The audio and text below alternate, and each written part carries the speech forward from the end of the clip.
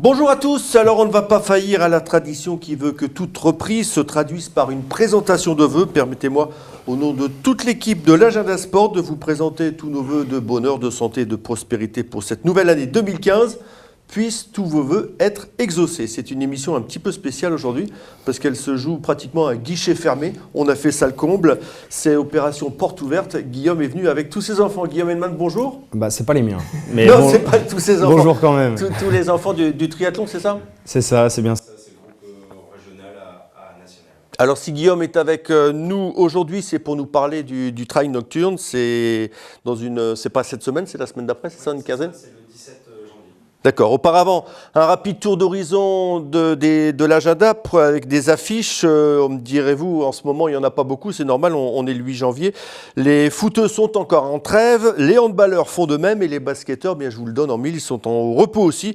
Remarquez, c'est logique pour les joueurs du BCM puisqu'ils ont joué les 20, 23, 26 et 29 décembre, soit 4 matchs en 9 jours. Prochain match pour le BCM, ce sera un match décalé pour cause de retransmission télévisée. Ce sera le lundi 19 face à Strasbourg. Et là, vous l'aurez compris, ce ne sera pas facile. Les filles du GBF joueront, elles, dimanche après-midi au ministère des Finances. Le BCM-GG ira, lui, de son côté à Saint-Quentin, samedi à 20h. Et le seul match qui se déroule dans la région, en fait sur le littoral, c'est l'UBGS qui recevra la réserve de Lille Métropole. Ce sera samedi à 20h à Grande-Synthe.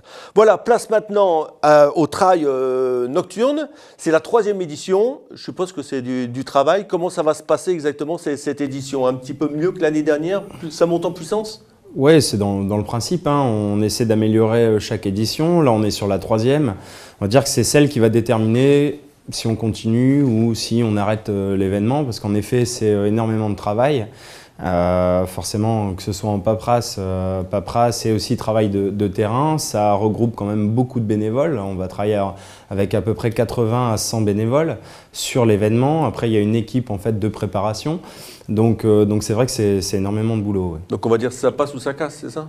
Non, là on sait que ça passe dans le sens où on a déjà dépassé le nombre d'inscrits par rapport à l'an passé. Non mais je veux dire, soit ça maintenant, perdure, notre objectif, ça devient pérenne dans le temps, soit c'est voilà, ouais, c'est un petit peu la transition. Ouais. Et qu'est-ce qui va faire que ce sera pérenne? Le nombre d'inscrits. Donc on a joué sur 3 dates au cours des 3 éditions. Une en mars, mais ce n'était pas les vacances. La 2e édition tombait pendant les vacances en plein milieu. On a fait le même nombre d'inscrits.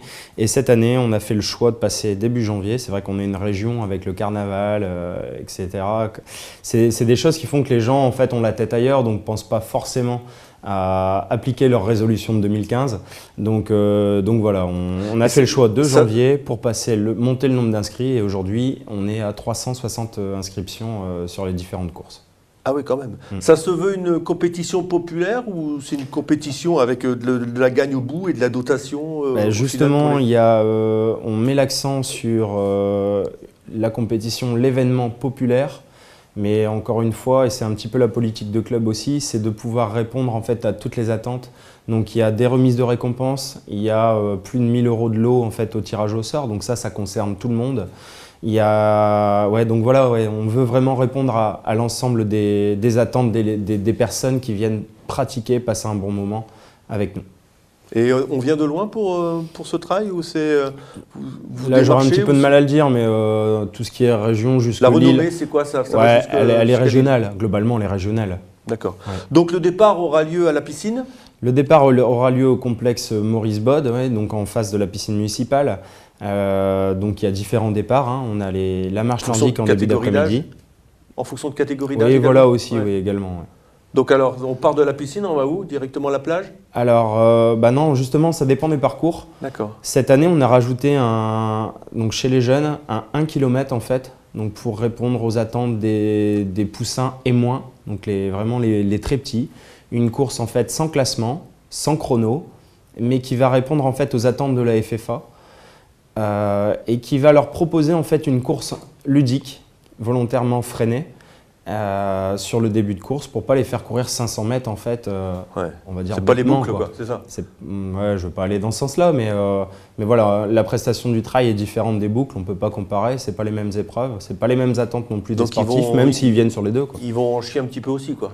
Ouais, bah, ils vont jouer surtout, c'est surtout ça, ils vont D'accord. jouer, ils vont prendre plaisir à courir en fait. Bon, et l'épreuve élite, si l'on peut dire, l'épreuve pour les grands? Alors sur les 10 km et 20 km trail, on reste sensiblement sur les mêmes parcours, alors toujours avec des rajouts, des petites modifications, toujours pour peaufiner en fait et améliorer les éditions 1 et 2 précédentes.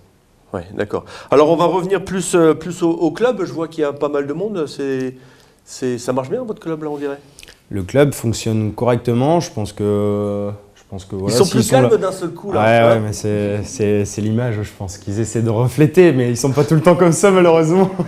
non, voilà, ça se passe bien. On a un club qui monte en puissance. Ça vient un petit peu de partout en termes de licenciés. On regroupe maintenant à peu près 180 licenciés. On a des jeunes qui montent. Il y a 2 jeunes qui sont dans le projet IAD, donc qui sont derrière, qui sont Benoît et Audrey.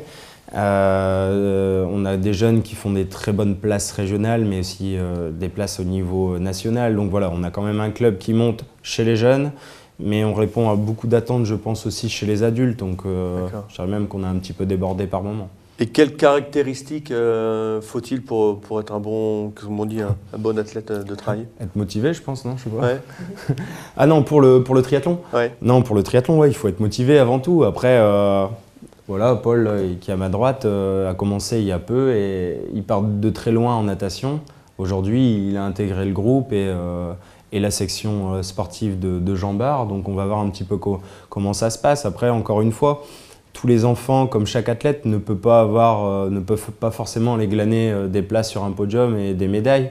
L'objectif, c'est d'aller un petit peu, de pousser ses limites et puis d'atteindre en fait un petit peu le maximum de son potentiel tout en se respectant, quoi. Ouais, donc au départ, ils sont balèzes en tout ou ils ont une épreuve de prédilection quand même? Ils ont un sport où ils excellent un peu plus que d'autres? Là, globalement, ils sont tous de formation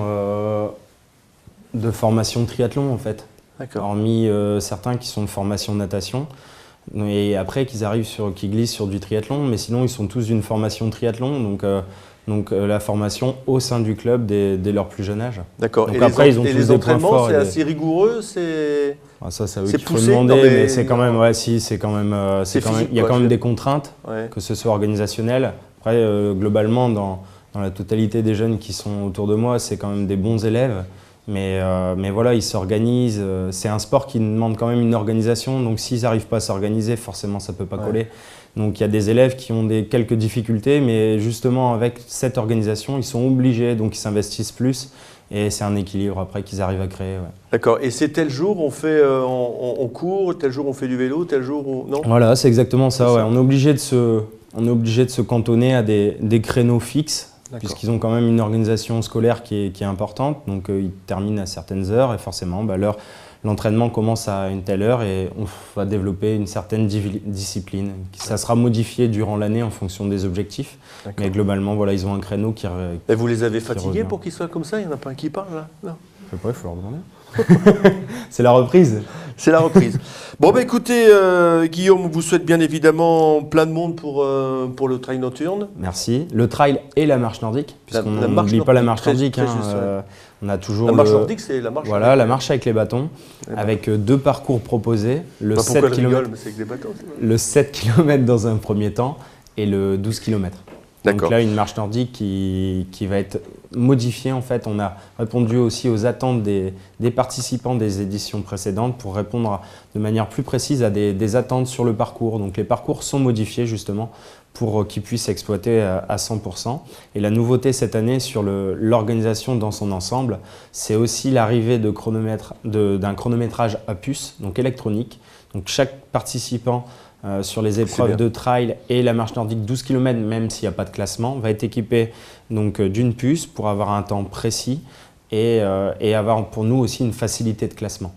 D'accord. Donc les inscriptions, il est encore possible de s'inscrire? Il est encore possible de s'inscrire. Donc là, on a une augmentation du tarif donc fin de semaine, le 12. Donc le 12 à minuit, il y a une augmentation de tarif qui est conséquente. Mais là, actuellement, tous les jours, on prend entre 40 et 45 inscriptions sur Internet. Donc c'est vrai que voilà, l'objectif des 500 personnes sera atteint normalement pour la fin de Et semaine. Internet, déjà. c'est le site, on peut l'avoir? Alors, vous allez retrouver toutes les informations sur le site de Gravelines Triathlon, donc gravelines-triathlon.fr. Mais vous pouvez également passer directement par la plateforme Pro Live Sport, en fait, qui est notre structure pour l'enregistrement des inscriptions.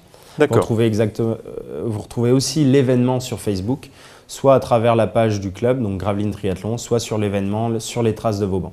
D'accord. Et le départ? Alors, Samedi? les différents départs, donc marche nordique premier. en début d'après-midi, Début à d'après-midi. partir de 14h30. Le trail le jeune à 17h et 17h02 pour les plus petits. Et ensuite, c'est 18h pour le 20 km et 18h30 pour le 10 km. Bah, écoutez Guillaume, merci beaucoup. Il y aura certainement Aurélien et Cédric qui vont les faire un petit tour. Aurélien, on verra bien. Allez, nous on se retrouve bien évidemment la semaine prochaine. Merci aux enfants. Il faut y aller un petit peu plus. Ils sont tout calmes là, c'est quoi ça? Ils sont intimidés. Ils je sont pense. arrivés, c'est une horde qui est arrivée tout à l'heure. Puis là, on les entend plus là. Allez, nous on se retrouve la semaine prochaine, bien évidemment, pour un nouvel agenda sport. D'ici là, passez une bonne semaine. Au revoir à tous. Salut les enfants. Au revoir, merci.